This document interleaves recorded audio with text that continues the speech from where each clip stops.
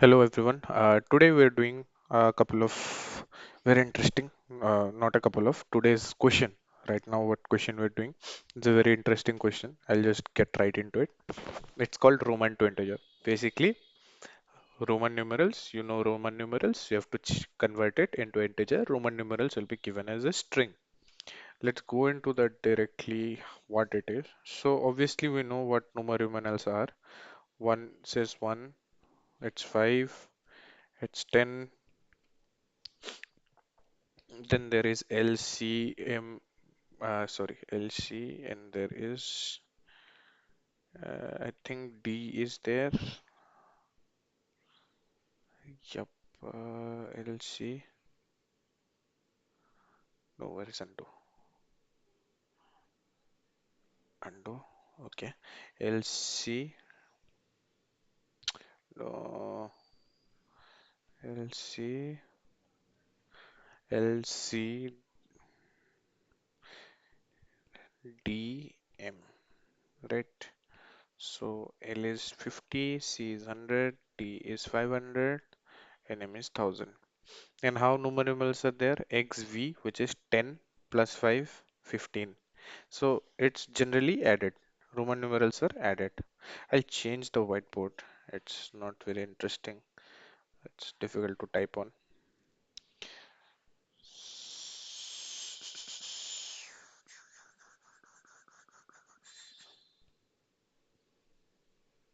Yep, should be open. So what I was saying, the Roman numerals, when you write it, the letters are added. Generally. But there are a couple of cases where the letters are subtracted.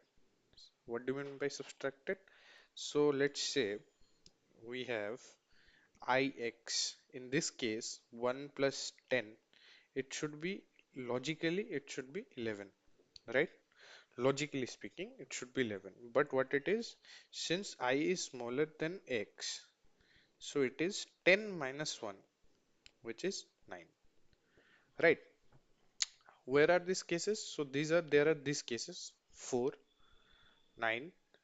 There are total 6 cases: XL, XC, CD, and CM. So in all these cases, the second quantity or the second literal, so S of I plus 1 is greater than S of I. So this should give us an idea. What if in this given string, suppose our given string is LV111, right?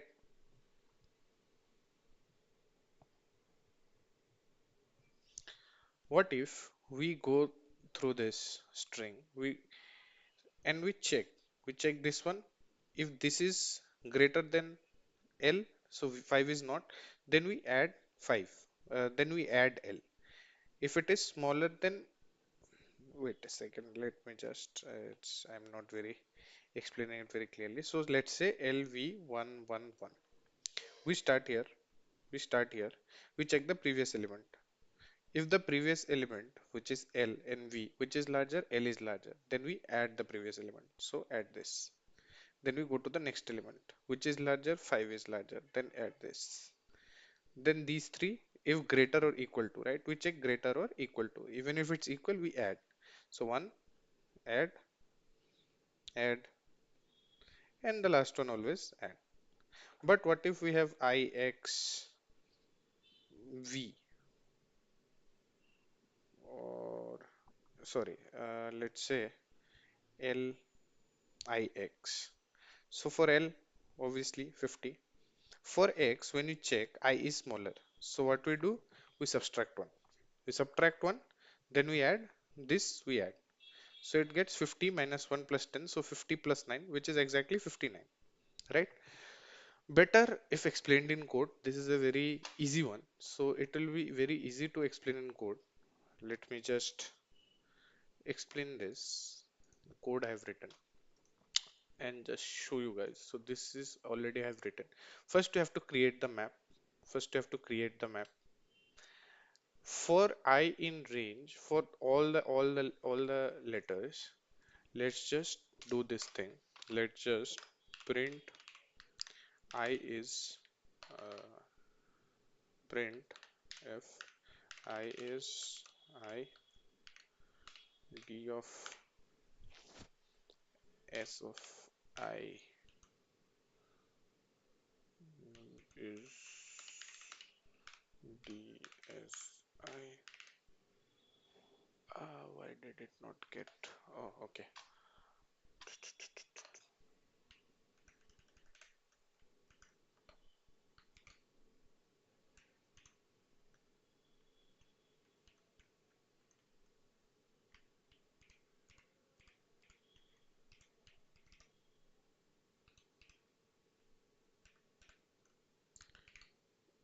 And d of s of I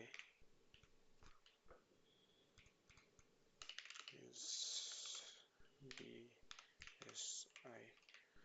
So like this, and we run it. So we run it.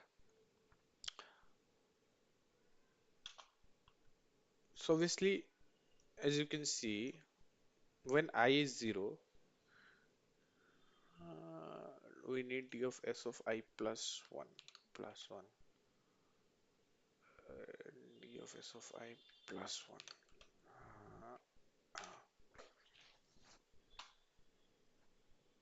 So obviously, in this case, d of s of I is equal to d of s of I plus 1.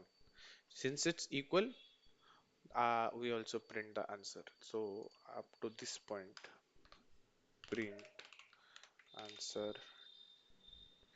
So obviously we'll just add it to the answer. If it's greater than or equal to, we just add it to the answer. So we have added 1. Then we check the next one. If it's greater than or equal to, we have added 2. What we have done here is we have done correction. So why the correction is needed?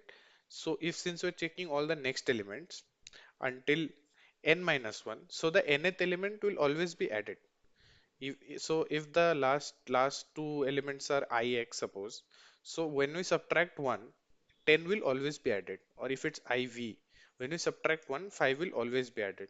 Even if it's xv, when you add 10, 5 will also be added. So in all cases, the last element is always added and it's never subtracted because there is no preceding element to it. So don't, it is the largest element out there. There is no preceding element to it. That's why it is always added, never subtracted. When it is subtracted, when an element is subtracted, when the next element is larger than that. Ix, x is larger than iv, v is larger than I. XL, L is larger than X. So when the next element is larger than the current element, then only the current element is subtracted. So obviously the last element will always be added since it will never go into the case of subtraction. You check here MCMXIV. So obviously M is 100. Sorry, C is 100 and M is 1000. So M is bigger. We have added M. Then C is 1000. Sorry, M is 1000 and C is 100. So since C is smaller, we subtract C. So it's 900 now. Then again, MX, we add M. So it is 1900. In XC, X is smaller. So we subtract X. So it's 1890.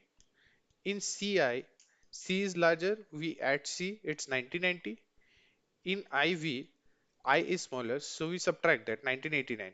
And obviously at last we add V, which is 5, and it gets 1994. So this is how the explanation might be a bit botched, but I hope you got the actual idea of it. So we'll submit it. And this is how we do Roman to integer. Beautiful. It has been submitted. We have got the answer. So it is almost taking all the runtime. There are a couple of solutions which have used 0ms runtime, but it's the same. Plus one else.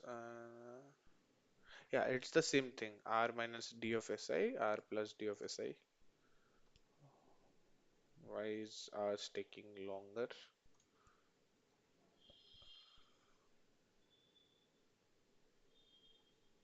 Well, whatever.